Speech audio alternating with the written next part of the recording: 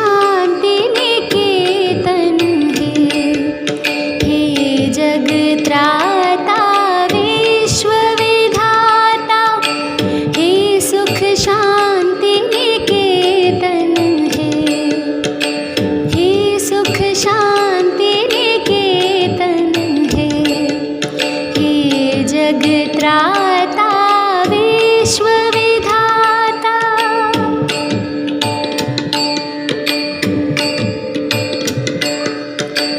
प्रेम के सिंधु दीन के बंधु, प्रेम के सिंधु दीन के बंधु, दुख दारिद्र विनाशन है। दुख दारिद्र विनाशन है। हे जग त्राता विश्व विधाता, हे सुख शांति निकेतन है। हे जग त्राता विश्व विधाता। नित्य अखंड अनंत अनादि, नित्य अखंड अनंत अनादि, पूर्ण ब्रह्म सनातन है।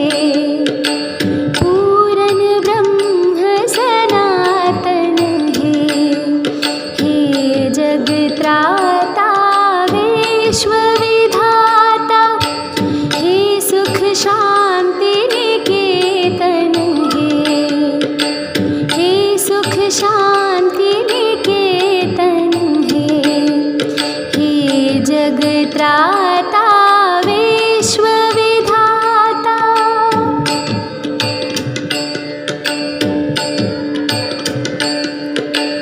जग आश्रय जगपति जन वंदन, जग आश्रय जगपति जन वंदन, अनुपम अलख निरंजन है।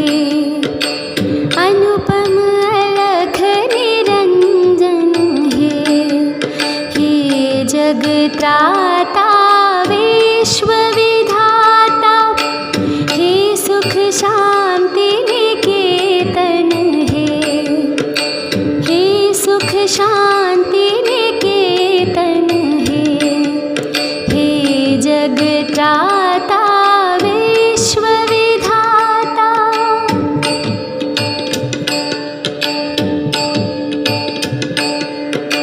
प्राण सखा त्रिभुवन प्रतिपालक, प्राण सखा त्रिभुवन प्रतिपालक, जीवन के अवलंबन है। जीवन के अवलंबन है।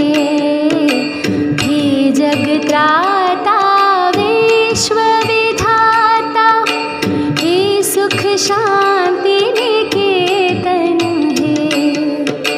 हे सुख शांति निकेतन है। हे जग त्राता विश्व विधाता। हे सुख शांति निकेतन है। हे सुख शांति निकेतन है। हे सुख शांति निकेतन है। हे सुख शांति निकेतन है। हे सुख शांति निकेतन है। हे सुख शांति निकेतन है। हे जग त्राता विश्व विधाता, हे सुख शांति निकेतन है। हे सुख शांति निकेतन है। हे सुख शांति निकेतन है।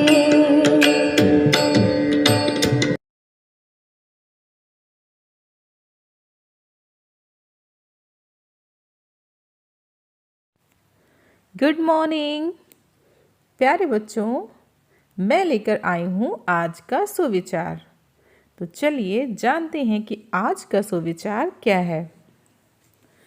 इतने अच्छे बने कि आपकी उपेक्षा करने का किसी में साहस ही ना हो। Be so good that no one has the courage to ignore you। बच्चों, ईश्वर ने मनुष्य को कई सारी खूबियों के साथ बनाया है। हमें उन खूबियों के साथ स्वयं को इतना बेहतर बनाना चाहिए कि कोई भी हमें उपेक्षित समझने की भूल ना करे। अच्छा बनना आसान नहीं है, लेकिन अच्छा बनने के बाद आप एक मिसाल बन जाते हैं और तब आपको कोई भी उपेक्षित नहीं कर सकता है। एक प्यारी सी कविता है। इतने ऊंचे उठो कि जैसे पेड़ हवा में लहराएं, इतने ऊंचे उड़ो कि नभ में कीर्ति पताका फहराए।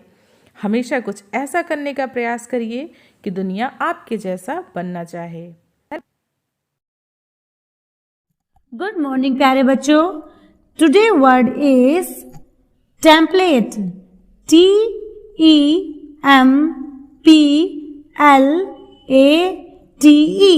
टेम्पलेट। टेम्पलेट का अर्थ होता है आदर्श या नमूना या साचा। आइए इसे एक उदाहरण से समझते हैं। जैसे क्रिकेट खेलने वालों के लिए सचिन तेंदुलकर एक आदर्श के रूप में है। धन्यवाद। Good morning. अब है पहेली की बारी, यानी दिमाग की कसरत। शुरू करें। वैज्ञानिक तो फल कहते हैं, वैज्ञानिक फल कहते हैं, लोग कहें मुझे सब्जी, लाल लाल हूँ गोल मटोल, खाकर दूर हो कब्जी। एक बार फिर से सुनो। वैज्ञानिक तो फल कहते हैं, लोग कहें मुझे सब्जी, लाल लाल हूँ गोल मटोल, खाकर दूर हो कब्जी। बहुत आसान है ना? Very good. इसका जवाब है टमाटर। नमस्कार। अब समय है आज के इतिहास का। 10 फरवरी 1921 में आज के दिन महात्मा गांधी ने काशी विद्यापीठ का उद्घाटन किया। काशी विद्यापीठ उत्तर प्रदेश राज्य के वाराणसी शहर में स्थित है। काशी विद्यापीठ हिंदी माध्यम से राष्ट्रीय शिक्षा का केंद्र है। आज के ही दिन 2009 में प्रसिद्ध शास्त्रीय गायक पंडित भीमसेन जोशी को देश का सर्वोच्च नागरिक सम्मान भारत रत्न प्रदान किया गया।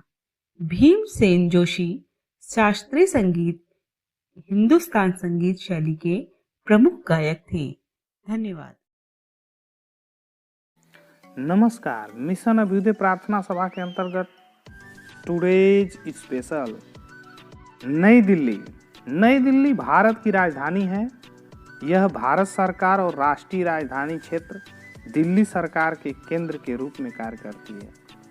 नई दिल्ली महानगर के भीतर स्थित है और यह दिल्ली संघ राज्य क्षेत्र के 11 जिलों में से एक है।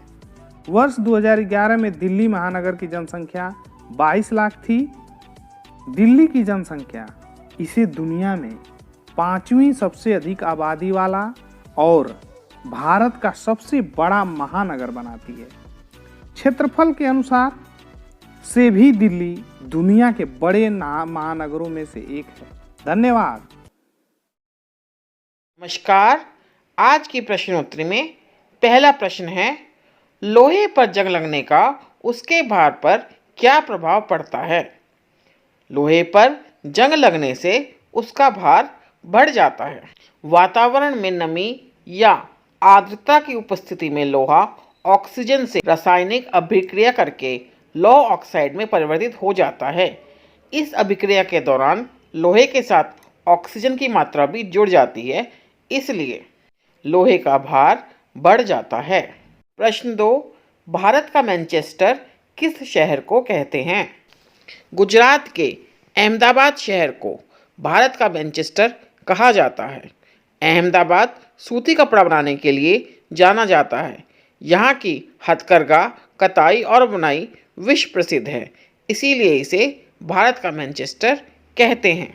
भविष्य की धातु किसे कहा जाता है? टाइटेनियम को भविष्य की धातु कहा जाता है। सफ़ेद सिल्वर रंग की यह धातु बहुत ही मजबूत है। अपने भरपूर भंडार, मजबूत, डक्टाइल और हल्की होने के साथ साथ यह पर्यावरण और मनुष्यों के लिए भी अनुकूल है। इसका मजबूती भार अनुपात सर्वाधिक है, इसीलिए इसे भविष्य की धातु कहते हैं। बिहार का शोक किस नदी को कहा जाता है? कोसी नदी को बिहार का शोक या बिहार का अभिशाप कहा जाता है। कोसी नेपाल के हिमालय से निकलती है और बिहार भीमनगर के रास्ते भारत प्रज्वल में दाखिल होती है। प्रत्येक वर्ष इसमें आने वाली बाढ़ से बिहार में बहुत तबाही होती है। इसी कारण कोसी को बिहार का अभिशाप या बिहार का शोक कहते हैं। धन्यवाद। नमस्कार बच्चों, चलते हैं आज के बाल गीत की तरफ। तो आज का बाल गीत है मेरी अम्मा। मेरी अम्मा सबसे प्यारी, ममता की है ये पिटारी, ममता की है ये पिटारी, मुझको लगती सबसे प्यारी, सबसे सुंदर सबसे न्यारी, सबसे सुंदर सबसे न्यारी, अच्छी अच्छी सीख है देती, जीवन में खुशियाँ भर देती, जीवन में खुशियाँ भर देती, अम्मा मेरी सबसे प्यारी, ममता की है ये पिटारी, ममता की है ये पिटारी। Thank you. सुप्रभात बच्चों, अब बारी है कहानी सुनने की। आज की हमारी कहानी का नाम है संतोष का गुड़। एक गांव में एक गरीब आदमी रहता था। उसके दिन बड़ी मुश्किल से बीत रहे थे। एक दिन अचानक उसके सामने देवी प्रकट हुई और वरदान मांगने को कहा। देवी को इस प्रकार सामने प्रकट हुआ देख वह व्यक्ति सोच में पड़ गया कि देवी से क्या मांगा जाए। उसके मन में आया कि रहने के लिए घर नहीं है, इसलिए वही मांगा जाए। घर भी कैसा मांगा जाए, वह इस पर विचार करने लगा। ये जमींदार लोग गांव के सब लोगों पर रौब झाड़ते हैं, इसलिए देवी से वर मांगकर मैं जमींदार हो जाऊं तो अच्छा रहे। फिर वह सोचने लगा कि जब लगान भरने का समय आता है तब यह भी जमींदार भी तो तहसीलदार साहब की आरजू मिन्नतें करते हैं। इस प्रकार विचार कर वह तहसीलदार बनने की इच्छा करने लगा। कुछ देर बाद उसे जिलाधीश का ध्यान हुआ आया। वह जानता था कि जिलाधीश के सामने तहसीलदार भी कुछ नहीं है। उसकी इच्छाएं बढ़ती चली गईं। वह सोचने विचारने में इतना फंस गया कि कुछ तय नहीं कर पाया कि क्या मांगा जाए। अंत में वह हाथ जोड़कर विनम्रता से बोला, देवी, मैं जैसा हूँ वैसा ही रहना चाहता हूँ। आत्मसंतोष का गुड़ ही सबसे बड़ी दौलत होती है, आप मुझे यही दीजिए। देवी ने उसे आशीर्वाद दे दिया। वह व्यक्ति प्रसन्नता से अपना जीवन बिताने लगा। तो बच्चों, हमें लालच नहीं करना चाहिए और आत्मसंतोष का गुड़ सबसे बड़ी दौलत होती है। यह सीख हमको इस कहानी से मिलती है। नमस्कार, आज मोटिवेट योरसेल्फ का विषय है कहानी बदलाव की। अपने हिस्से का प्रयास अवश्य करें, फल अच्छे ही मिलेंगे निश्चित है। वाकया 2 साल पहले का है। हमारे विद्यालय PS वैजनाथपुर में खसरा रुबेला टीकाकरण तथा दिव्यांग बच्चों हेतु ट्राई साइकिल तथा अन्य उपकरण के वितरण हेतु हमारे जनपद श्रावस्ती के DM, CDO, BSA, BO महोदय, मीडिया तथा अन्य गणमान्य व्यक्तियों के आने का कार्यक्रम प्रस्तावित था। सभी शिक्षक और व्यवस्था में लगे अन्य लोग ससमय स्कूल पहुंच गए, लेकिन छात्र संख्या संतोषजनक नहीं दिखी। कुछ बच्चों को आसपास बुलाने के लिए भेजा तो कुछ ही बच्चे नजर आए। माजरा समझ में नहीं आया। बच्चों की संख्या हर दिन से कम थी। फिर हम और हमारे साथी शिक्षक इरफान दोनों गांव में निकले तो मामला समझ में आया। असल में गांव में किसी ने अफवाह उड़ा दी थी कि पास के गांव में कोई बच्चा टीका लगने से खत्म हो गया है और बच्चे बीमार पड़ रहे हैं, और इंजेक्शन लगने के डर से कुछ बच्चे सुबह ही पास के गांव में जंगल की तरफ एक टोली बनाकर निकल गए हैं और कुछ इधर उधर छिप गए थे। फिर हम लोगों ने घर घर जाकर बच्चों को बुलाने का काम किया तो गांव की बहुत सी महिलाएं हमारे चारों ओर से आ गईं और कहने लगी कि हम अपने बच्चों को मारेंगे नहीं, उन्हें इंजेक्शन नहीं लगने देंगे। फिर हमने बहुत देर तक उनको समझाया, टीके के महत्व को बताया, उनकी शिक्षा को लेकर विद्यालय में किए जा रहे प्रयासों से अवगत कराया, अपनी जिम्मेदारी भी ली, लेकिन सब बेकार, क्योंकि वो बहुत बुरी तरह डरी हुई थी। अंततः हम उनको यह बोलकर आ गए कि हम विद्यालय वापस जा रहे हैं और वहाँ पहले से 100 बच्चे हैं और जो हमारी निगरानी में टीका लगवाएंगे, बाकी आपको जो सही लगे वो करिएगा। उस दिन हम विद्यालय में सभी बच्चों के लिए अपने पास से टॉफी का डिब्बा भी लेकर आए थे। पहले तो पूरे विद्यालय की साफ सफाई की गई, फिर विद्यालय में छात्रों द्वारा बनाए गए चार्ट्स को दीवार पर लगाया गया, फिर सामान्य रूप से बाकी कक्षाएं चलने लगीं। बच्चे टीका लगवाकर आते और उन्हें टॉफी मिलती। उसी बीच बहुत सी गतिविधियां हुई, कुछ टेस्ट और कंपटीशन हुए जिनमें उन्हें अलग से टॉफियां मिली। फिर बड़े बच्चों को साथ लेकर स्वागत गीत की तैयारी करवाई गई। देखते देखते सब कुछ बहुत बेहतरीन गुजरा। सभी अधिकारीगण आकर चले गए, सब कार्यक्रम खत्म हो गए। बच्चे हंसते हंसते अपने अपने घर की ओर चले गए। अगले दिन रोज की तरह प्रार्थना सभा शुरू ही हुई थी कि लगभग 12 से 15 महिलाएं अपने अपने पालनों के साथ स्कूल में दाखिल हुई। उनके बच्चे तो आकर अपनी अपनी लाइन में लग गए। बाकी उन महिलाओं को हमने बैठने को कहा। प्रार्थना सभा समाप्त हुई तब वो बोलना शुरू की कि उनसे बहुत भारी गलती हो गई है, उन्हें अपनी गलती का पछतावा है, लेकिन अब क्या करें। हमसे उन्होंने कहा कि बच्चों को हम कुछ ना कहें क्योंकि गलती उन्हीं की थी।